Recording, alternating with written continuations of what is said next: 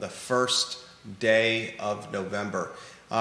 This is the period in the calendar year where the days really start moving quickly. You have Thanksgiving, you have Christmas, you have New Year's Eve. You just have a lot of holidays, and I don't know if your family finds the same way, we get so caught up in the pomp and circumstance, the dog and pony show of the holidays, that you just don't, as Ferris Bueller said, stop and smell the roses. And before you know it, it's like December 18th, December 19th, and you're feeling the pressure of Christmas gifts. You're feeling the pressure of in-laws and family coming to visit, and you just don't take a deep breath and relax. This particular year is also more convoluted from a calendar standpoint with the election on Tuesday. If anyone thinks we're going to have closure on Wednesday morning with this election, I don't think you're reading the tea leaves correctly. I think this is something that's going to be drawn out for an extremely long period of time. We had the superintendent of Albemarle County Public Schools, Matthew Haas, send an email out to students, family, and staff about Election Day and its quick approach.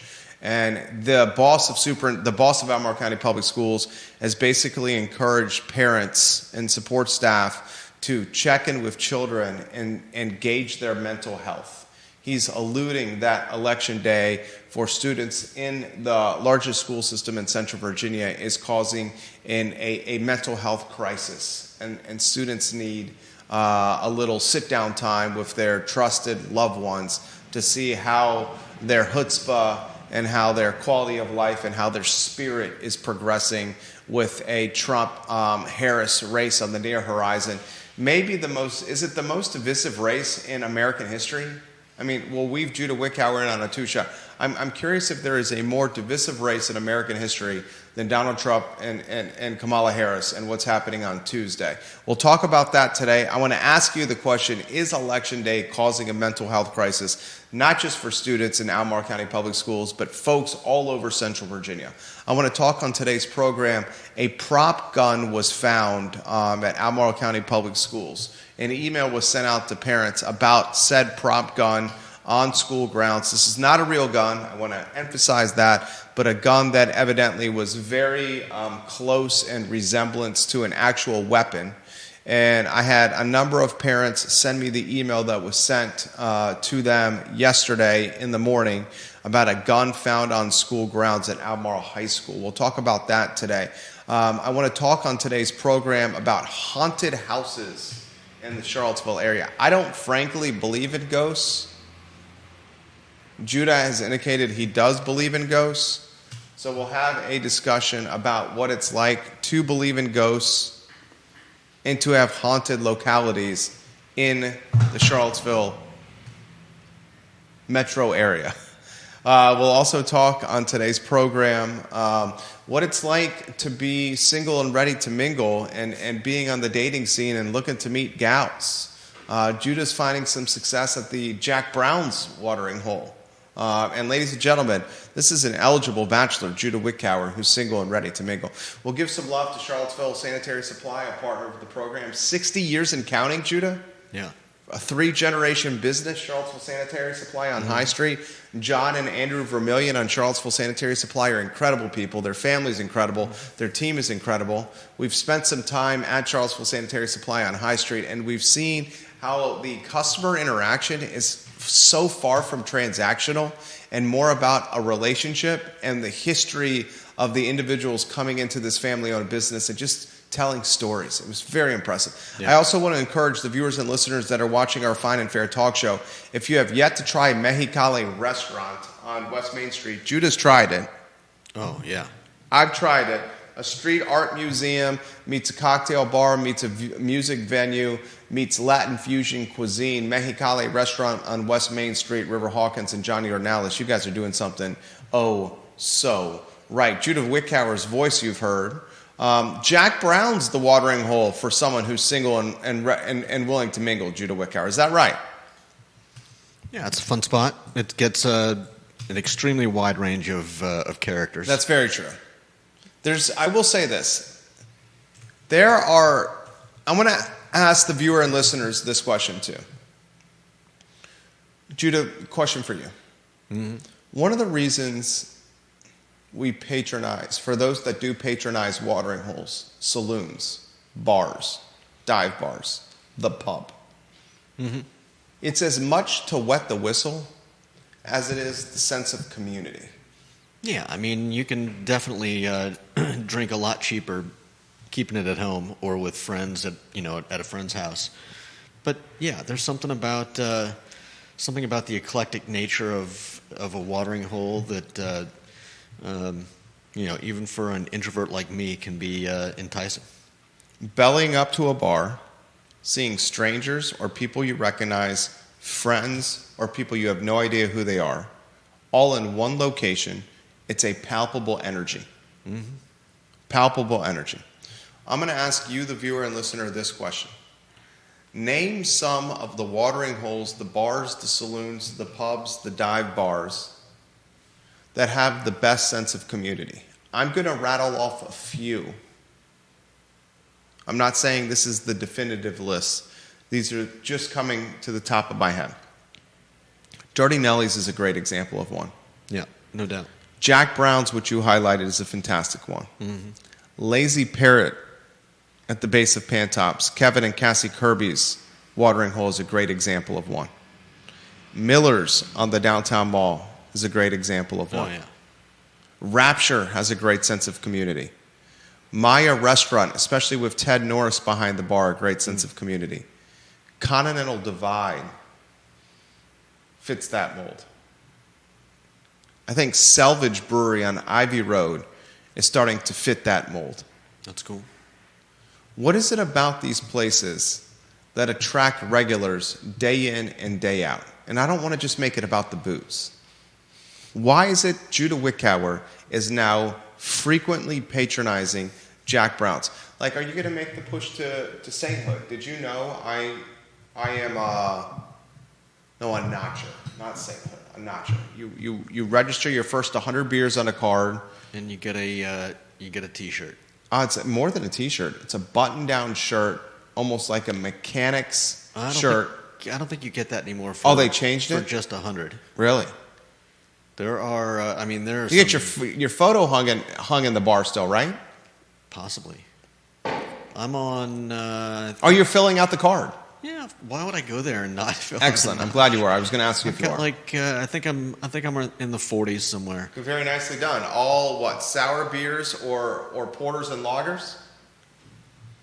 There's a mix. There's sour. Is there any beer that's not on that list that's not a porter, lager, or sour beer? Yeah. There is. There are browns. There are lagers. There are. I'd have to check the list, but there's a big mix. What is it about Jack Brown's that you love, Judah? I think what I love about it and what people love about bars like that is just a sense of community. I think we're. Where did I see it highlighted? Was it? I think it might have been Neil Williamson that linked to an article in one of our previous shows about the disappearing social nature of our communities, and I think that was a suggested book to read. Yeah, I think there are. You should read that book. I'd like to. I think a lot of people are looking for that missing sense of community, and a place like a bar where where you've got your lightened inhibitions. I think it's a great place to cultivate those kinds of relationships. Lighten inhibitions. I like that, Judah. Well, even if you're not getting, I don't go to Jack Brown's and get smashed. I have a couple beers and enjoy the ambiance. But even those couple beers can help you be a little more talkative. Get into conversations with people that you might not in another setting. Livery stables being suggested on the feed is a good example of this. I think the livery stable, if you enjoy that dive bar, is running on borrowed time, as it will soon be the home of a Marriott hotel. Mm-hmm. Jeffrey Levin of New York City half the time, and Charlottesville and North Garden the other half the time, is going to develop that property in conjunction with an out-of-market partner and build a Marriott in the shadows of the Omni Hotel. Very interestingly. Ginny Hu says Vivace on Ivy Road. Vivace has got a fantastic sense of community. If you took the Vivace bar, which I believe was rescued from out of state and transported to Ivy Road by the previous owners, Nice. if you took the Vivace bar and you straightened it out into one long line, because it's a curvy bar. Have you been to Vivace? I have. I've never been at the bar, though. You should go to the bar. It's fantastic. And you straighten that bar out. I would say it's the longest bar by lengthwise, feet-wise, in Charlottesville, Albemarle County. Viewers and listeners, what is a longer bar than the Vivace bar? Here's another question for the viewers and listeners. Help me figure out this question right here. Is what bar in Charlottesville can seat the most people at it? Are you talking about sitting just at the bar? Just at the bar, bellied up to the bar in a stool or a chair. What bar in Charlottesville can seat the most people at it? I have a sincere question. I would love to know the answer. Is it the Vivace bar that, and I'm just talking at the bar proper. I'm not talking the lounge area. You'd have a hard time Googling that answer, J-Dubs. I really don't think that's what you're trying to Google right now. I just want to get a picture of it. My favorite Charlottesville trivia questions are the ones that you cannot Google. Oh, I'm not trying to get an answer. I'm just trying to get a picture of what the bar looks like. What bar in Charlottesville can seat the most people at it? Very curious what the answer to that question is. This is a follow-up question to this. Who can name, we talked earlier in the week that volunteerism is down significantly. We talked that a lot of the fraternal order of the Eagles and a lot of these clubs that are tied to volunteerism are struggling with membership. And without new members, especially younger members, the dues cover the overhead associated with the club. You're seeing a lot of clubs just go dark and close. As a result, we've seen the fireworks show become a thing of the past. We've seen First Night Virginia, the family-friendly New Year's Eve celebration, become a thing of the past. We've seen the Dogwood Parade become a shadow of its former self. This is the question I have for you. What is creating and building a sense of community in the greater Charlottesville area? The clubs we've highlighted are going by the wayside. We've highlighted big-time holiday events and celebrations like I just rattled off have been forgotten. We've highlighted the hybrid work, remote, transplant nature of the Charlottesville area because we have quality of life. And since the pandemic, there's been a boatload of newcomers to the Charlottesville area that certainly gentrified and changed the landscape and character of the community. This is the question I have for you. What, besides a saloon, a bar, a watering hole, can create a sense of community that is being lost in Charlottesville? And I think one of the things that's causing Charlottesville much headwinds and headache is that lost sense of community, that lost sense of keep your dollars in the community by shopping local, even if it means paying a little bit more money, that lost sense of the University of Virginia choosing to partner with businesses locally, even if it means paying a little bit more from a bottom line standpoint than a national company that's out of market. Yeah. That lost sense of community when it comes to the changes and challenges we're seeing on the downtown mall. We got an email from an established and known downtown mall restaurant owner. He copied me on the email. He copied Mayor Juan Diego Wade, the rest of City Council, and some of the staffers at City Hall. And he showed photos in his email of what's happening outside City Hall. It's become a quasi-shanty town. Every nook and cranny around City Hall is being commandeered by the houseless. And Mayor Wade in the email said, this is not what we want our City Hall to look like. And the restaurant owner replies to Mayor Wade's response, and he says, what are you going to do about it? And City Council is saying, we got a plan that we're figuring out. And maybe that plan is tied to converting a thrift store on Cherry Avenue into a homeless shelter to help the Salvation Army house more homeless. Maybe that's what it is. But I think one thing we're all in agreement as we head into the fourth quarter of 2024, then Judy, you jump in. As we head into the fourth quarter of 2024, as we are about to ring in a new year, we're 60 days from ringing in a new year.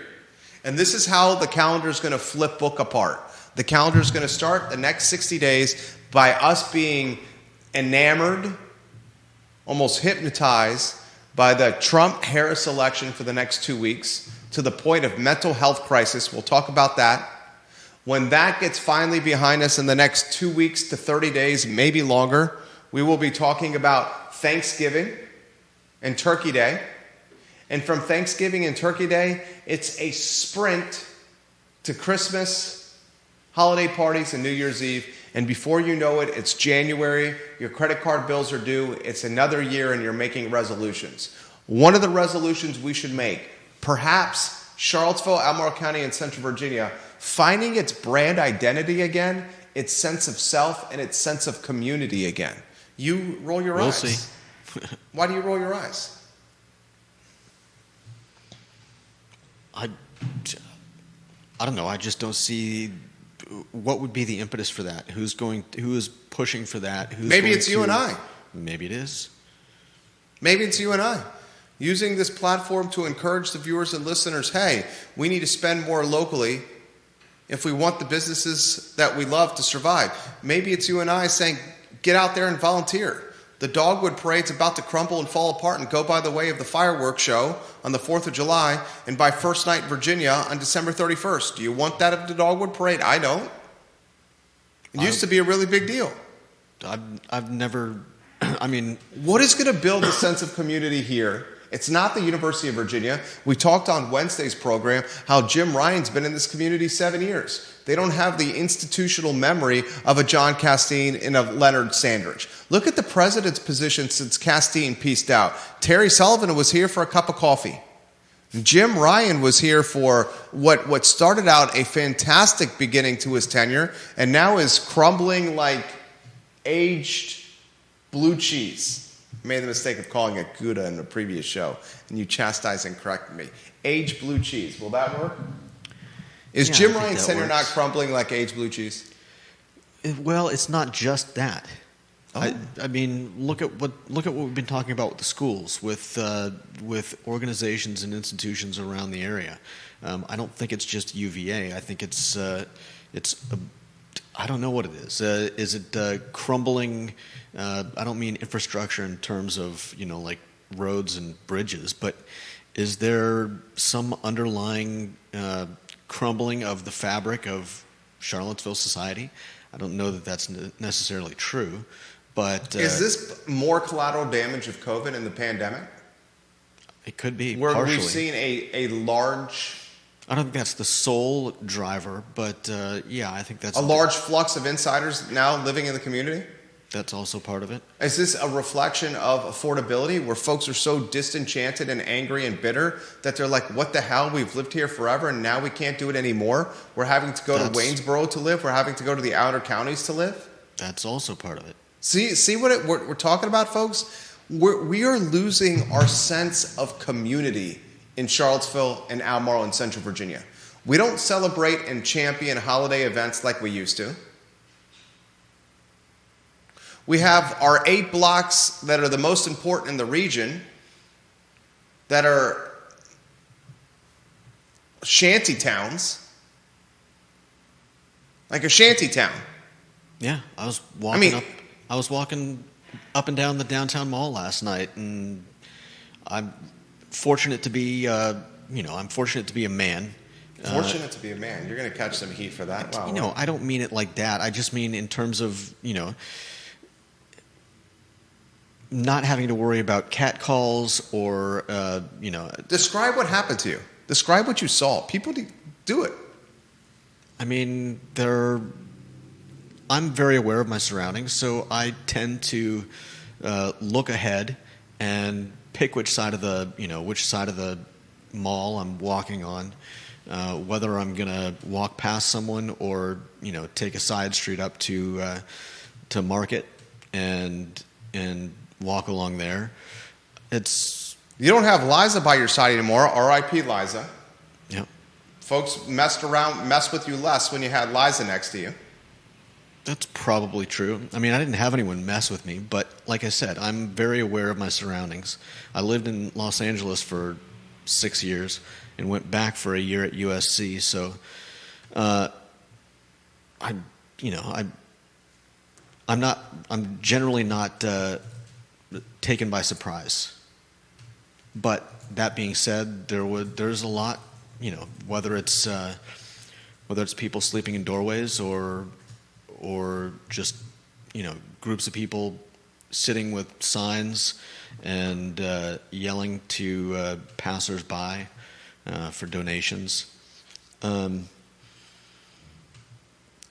I can definitely see why people would want to come to the downtown mall with a group rather than walk it alone. There you go. Judah Wickower, very sensible person right there. Judah Wickower is on point today. We're not championing the holidays with community events like we used to do. The downtown mall is struggling. Mm-hmm. That's fair. Yeah. Pains me to say that. It's struggling. I think it may be trying to turn the corner, but it needs someone to push it around the corner and well past the crossroads where it's currently at. You have an influx of new folks to the community since COVID. You have housing at 50% more expensive since COVID. Mm-hmm. Rents and ownership. Inflation has made groceries an issue. And credit card bills are out of control. Speaking of groceries, there are more and more people that are opting to buy online. And you know what? I am one that talked about this, and I hope Neil Williamson is watching this program. I will make a commitment, our family, to changing that behavior and doing it much more real time and local. Mm-hmm. I will make a commitment to do that. This is the theme of the show before we get into some of our other headlines. What can recreate or reimagine the sense of community that seemed much stronger in 2019 and pre-COVID in the greater Charlottesville area than it does now, 5 years removed? I think someone needs to start organizing some things and making them very visible, because I think part of what needs to happen is for people to see a change, people to see things going on, see things that they can become involved in, because there are a lot of those things. There are things that you can get involved in around town, but I don't know how visible they are. Like the fact of this former CVille music venue, which is about to be demolished. I'd never even heard of the place. Magnolia House being purchased by an Orange County resident. Give them the who, what, when, where, why. You can put that lower third on screen if you'd like. That's basically it. I'm not sure when the Orange County resident bought the property. But Neil Williamson, welcome to the program. I'm glad you're watching, Neil. But they've already filed to have the place demolished, and I don't know how you could or would try to stop that. Deep Throat says this, and then Judah, you can give us the who, what, when, where, why. Do you think the de-kidification of Charlottesville has something to do with the dwindling of the events you are talking about? In my experience, a lot of these civic public community activities are patronized by families with children. My wife, 48 hours ago, made the comment next to me as we were sitting in bed and watching something on television before we went to sleep. I am struggling to find things to do for our 6-year-old and our soon-to-be 2-year-old. Our 2-year-old turns 2 in 26 days. I'm struggling to find things to do. Deep Throat highlights the quote, the air quote, de-kidification of the community. If the community becomes so expensive that it takes baby boomers who sold their homes to be able to live here now, folks with bags of money, those individuals that have the bags of money maybe not on the younger end of the life spectrum and be parents of children in their elementary or middle school aged years. And if that's the case, do we not have these community events because we don't have folks that want the events around or will patronize them? Do you buy that? You're saying there are not enough people to support events that include children? I think you're seeing with Charlottesville and a good chunk of Albemarle County, the community becoming so expensive that if you did not have your house or your piece of real estate prior to COVID, a young family is going to struggle to buy into Charlottesville City or much of Albemarle County now. Oh, yeah. And that young family is the family that has the elementary and middle school aged children. And those elementary and middle school aged children and their parents that are on the more youthful side of the spectrum are the ones that are going to be leading or yielding the volunteerism, the community events, and driving the sense of community because they are committed to where they live for quality of life for their kids. Very curious. It's a little sociology and anthropology right there. It's a Brad Wilcox type of question. I'm also curious, and this is a Weldon Cooper data question, a Hamilton Lombard type question. Is the age of the community becoming older? And I'm talking specifically Charlottesville City and Albemarle County. Are the age of those two jurisdictions becoming older? Kevin Higgins of Greenwood says, Jerry, the bar you're talking about with Vivace, the previous owner, Zipper of Vivace, brought in that bar from out of state, from a bar his mom and dad frequented. And he says, I would never go to this particular place, Applebee's, but that might be the bar with the most seats at it. Applebee's. I'm still going to go with Vivace having the most seats at it. Anyone have a bar in Charlottesville that can seat more people at it than Vivace? Applebee's on Pantops does have that horseshoe bar that can seat a lot of people. I don't know the Branchlands. Is the Branchlands Applebee's still there?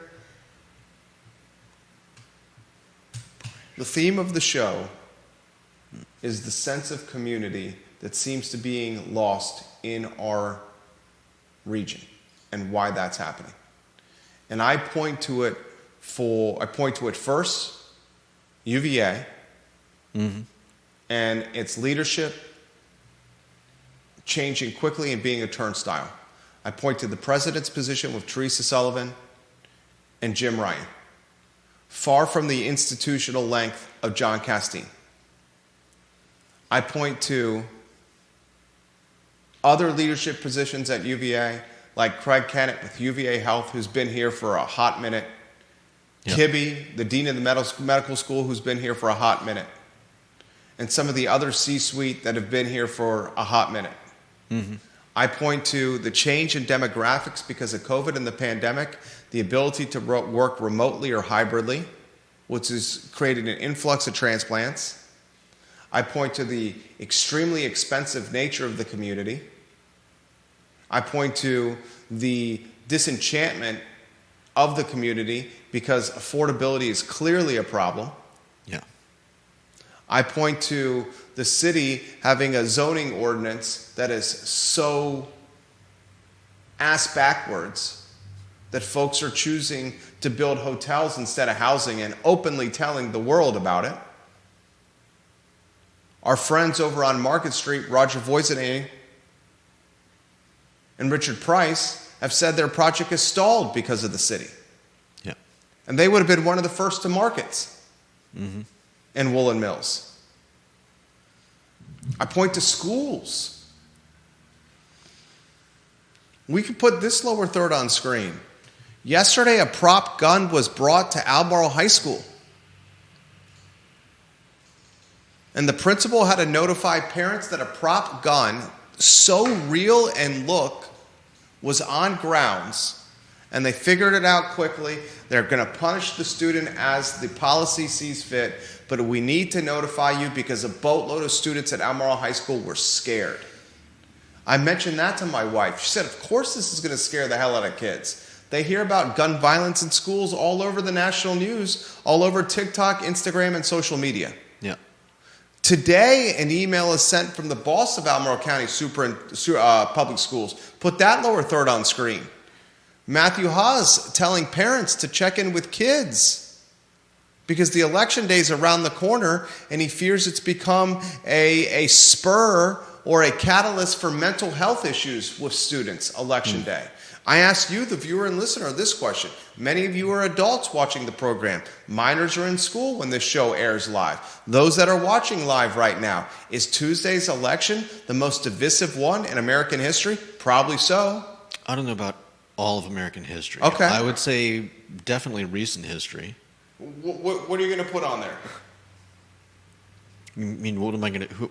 What? You said not all of American be... history, so you have to make a compelling argument for one being more divisive. I'm not an historian, but there were, Succinctly. Mudslinging. The stuff that we're seeing today is not new. It may come and go in cycles, but I don't think that this is the What election is more divisive than Trump and Harris in American history?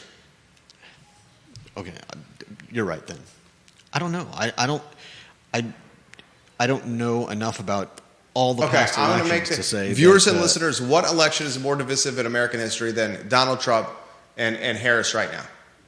And is it causing mental health issues for people? This comes via Facebook direct message. You have a lot of people that are working 2 jobs, including teachers who have tough enough jobs as it is. When you need 2 jobs to get by, it makes it hard for people, particularly younger people, to volunteer for causes they care about. He's 100% right, this direct message via Facebook. Yeah. 100% right. And you know what? I've said it. I have not seen a comment on this show that's pissed off.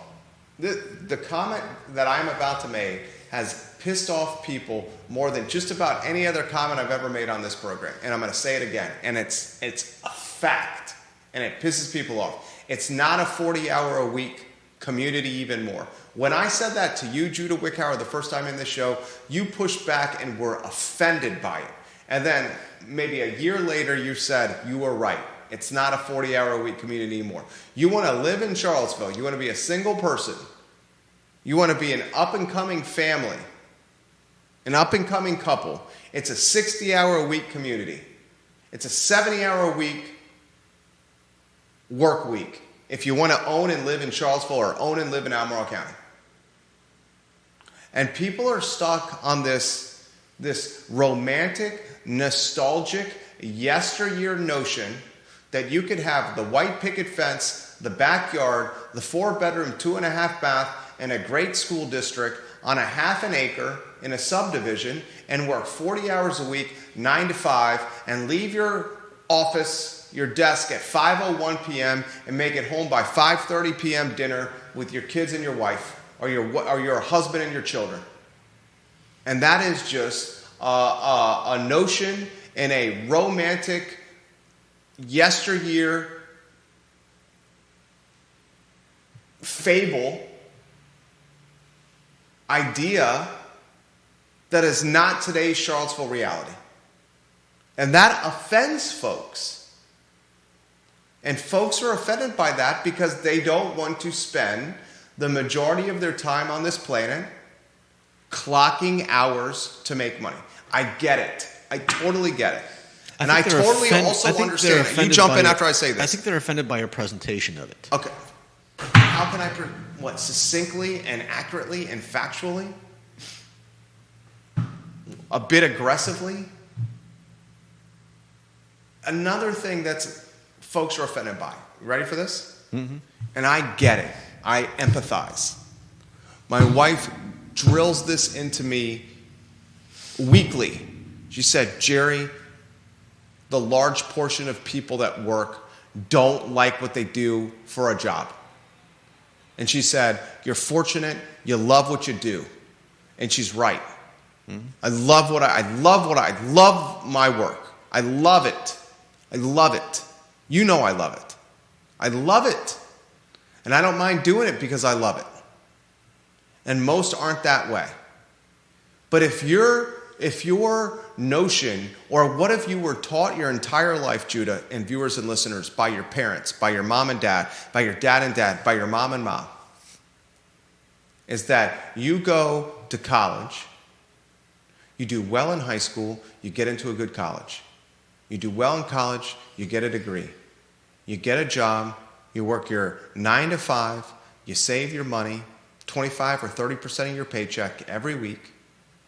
You buy your house, you go for the 4-bedroom, 2-bath, the 3-bedroom, 2-bath in the subdivision with the white picket fence and a good school district, and that's the American dream.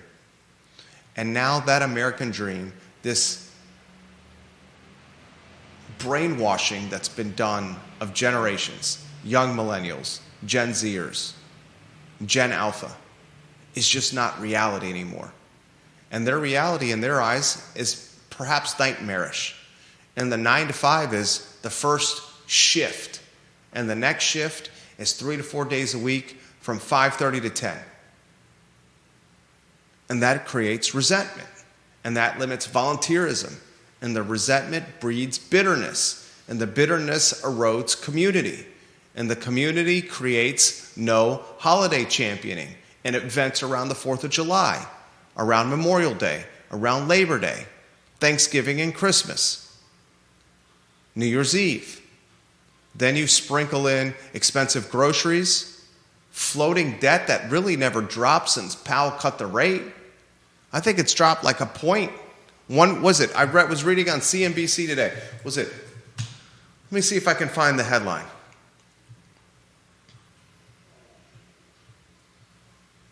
Here it is.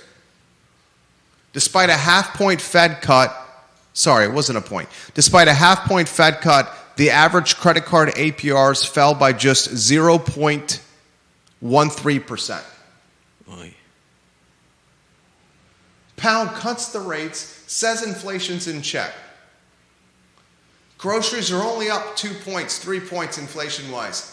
That's compounded on what it was last year. It was the year before that, and the year before that. And then you add the fact that the credit cards haven't gone down, the floating debt, the housing prices have gone through the roof, and you have a good portion of the community that's not just disenchanted, they're demoralized and downright depressed.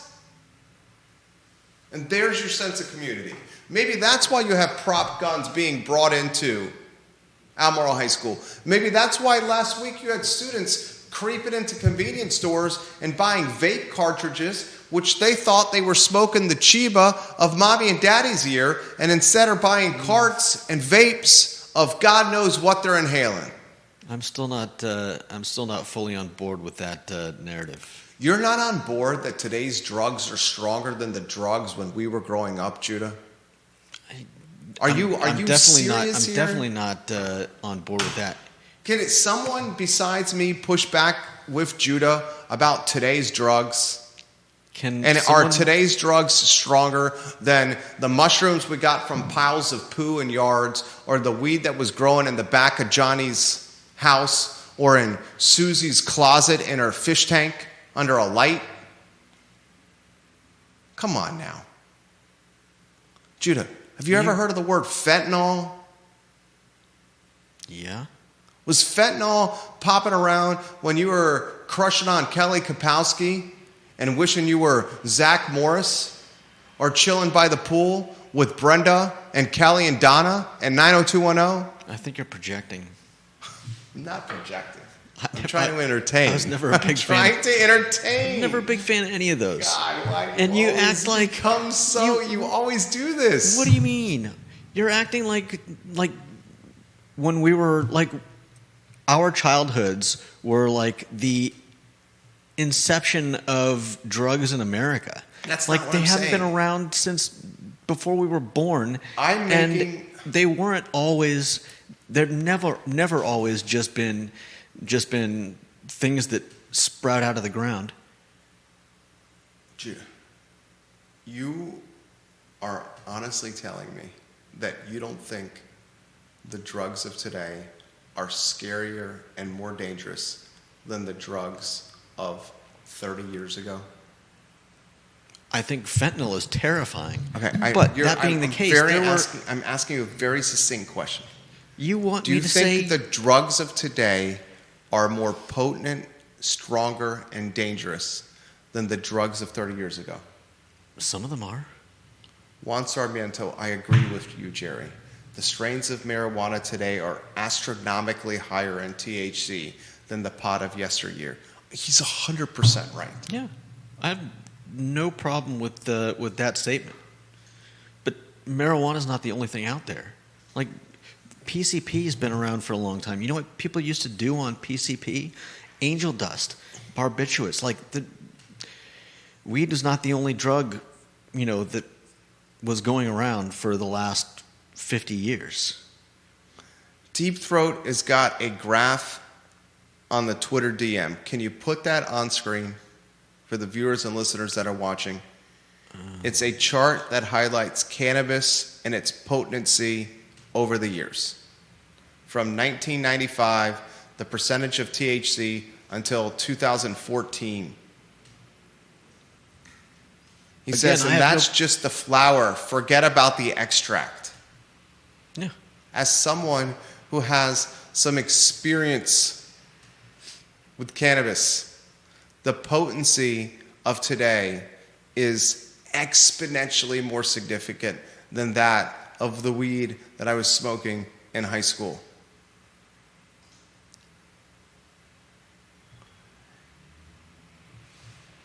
Jon Snow, Judah is Albert Clifford, A.C. Slater, abnormally charming. Albert Clifford. Do you know who Albert Clifford Slater was? I mean, I've got a general idea. He wasn't Screech, was he?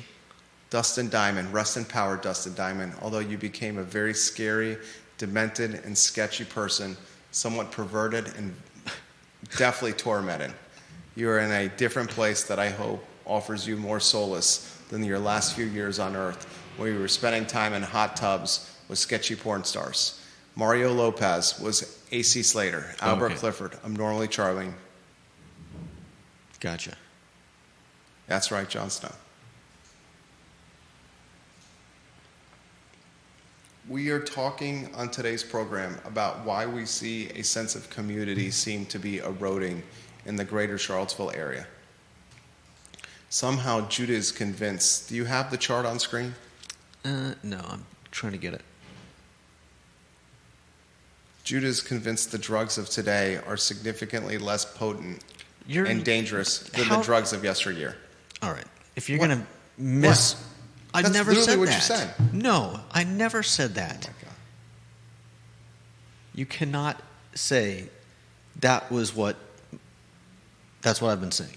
Because I never said that. Teenagers today are at much greater risk than the teenagers of 30 years ago.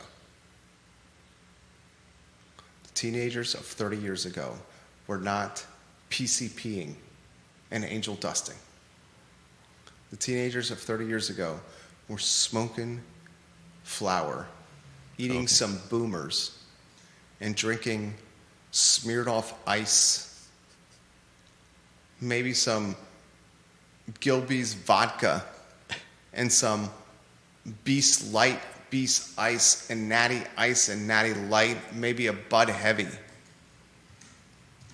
The teens of today have drugs purchased online and mailed from China or somewhere foreign to P.O. boxes in Fifth Street Station or the Food Lion Pantops Shopping Center, thinking it's something, being tricked into something else, popping them, and risking their life. They're going to gas stations, buying vape cartridges, hitting them on their lunch break, coming back to school, foaming at the mouth, picking up desks and chairs, throwing them at other students before collapsing, folding like a chair to the ground, ghost white, eyes rolled to the back of their head, CPR being performed on their chests as they're stretcher carted out of the classroom, down the hallway, into an ambulance, and whisked by rescue squad to the hospital. Did you ever smoke the cheeb, the hippie lettuce, the grass, the weed, the cannabis, the green, the cabbage, and have your eyes rolled backwards, foam at the mouth, pick up desks and chairs and throw them at your friends, and then have the rescue squad called because you OD'd and needed CPR done, and ambulance take you to the hospital? That happened last week. Mm-hmm. Does that sound like the weed that you smoked? Of course not.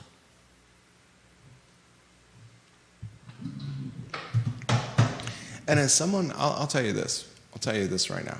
I am as free market, free business, support the small business entrepreneur as much as anyone. Mm-hmm. But if there's sketchy retailers that are selling sketchy drugs and trying to pass it off as everyday weed to minors on their lunch break during the school day, they should get the hammer dropped on them. I agree. I just don't know that I actually think that's happening. You don't think that what? I don't know that. Where's your proof that that vape shops are selling illicit drugs to kids, no less, in Charlottesville? Well, the email that was sent out by Haas to the parents said that they procured the drugs during their lunch break. Well, why? And the parents that reached out to us said, "So you believe him now?" The parents that reached out to us said it's happening a couple of ways.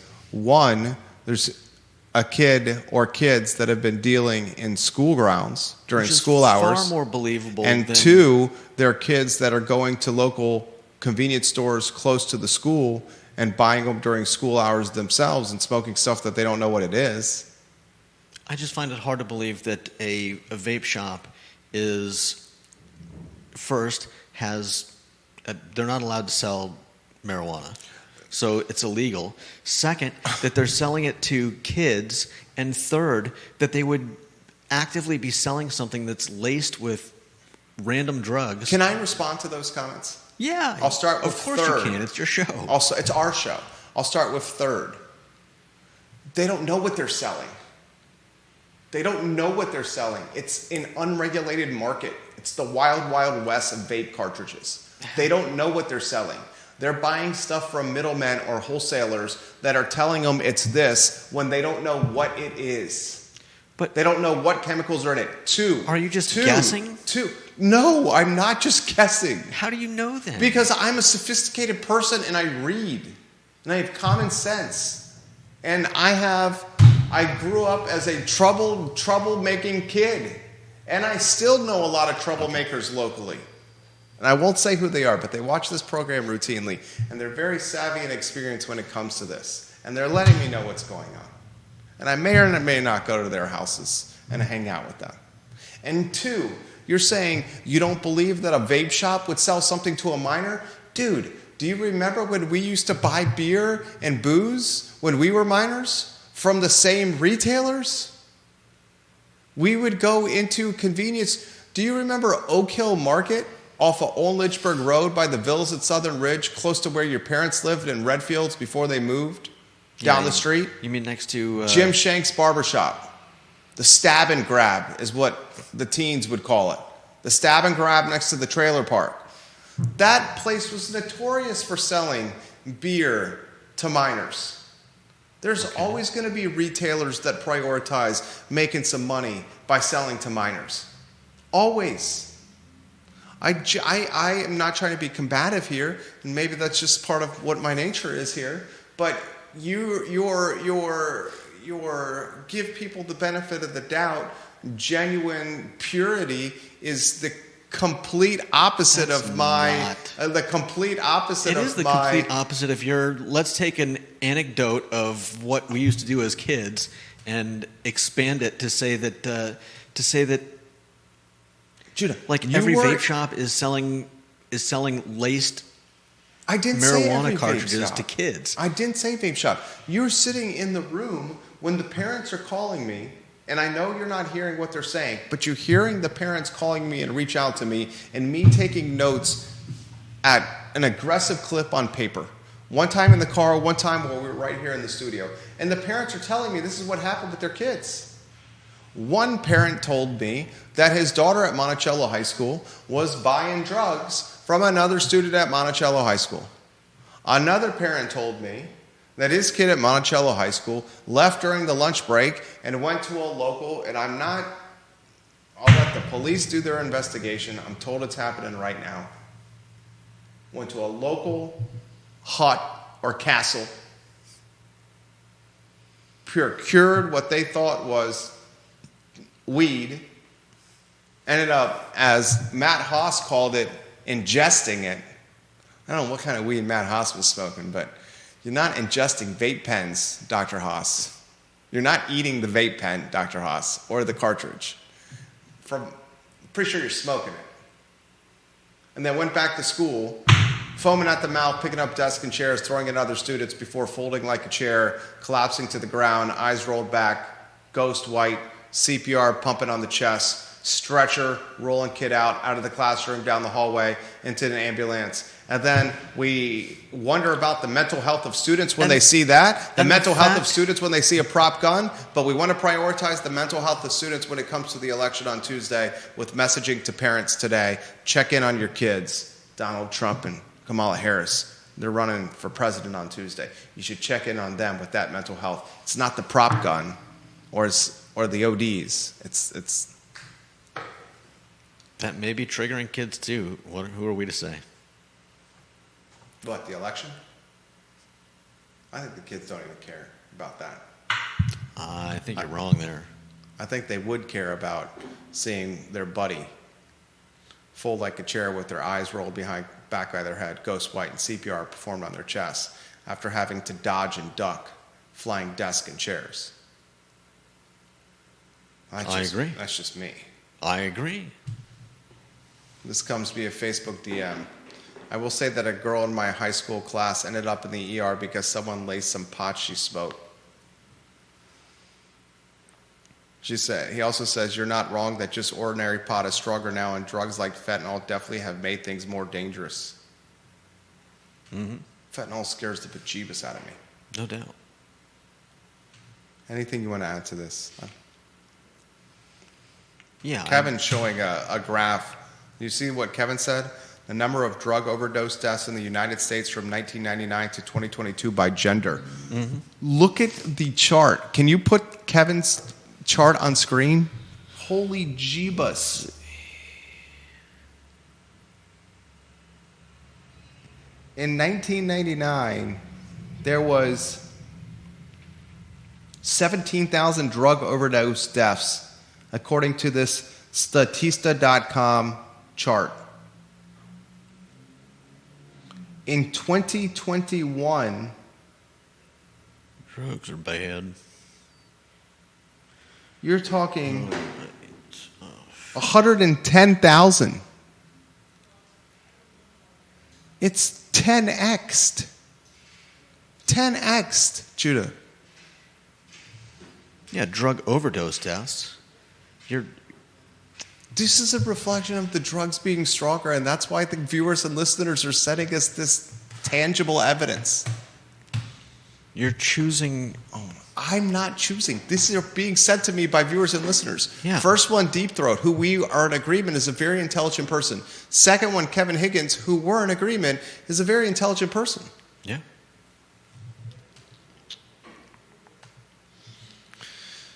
Oh. Jon Snow. Reminds me of the synthetic weed that was being sold back in the day at 7-Eleven and made people crazy. I'll tell you a crazy story. What was that synthetic weed called?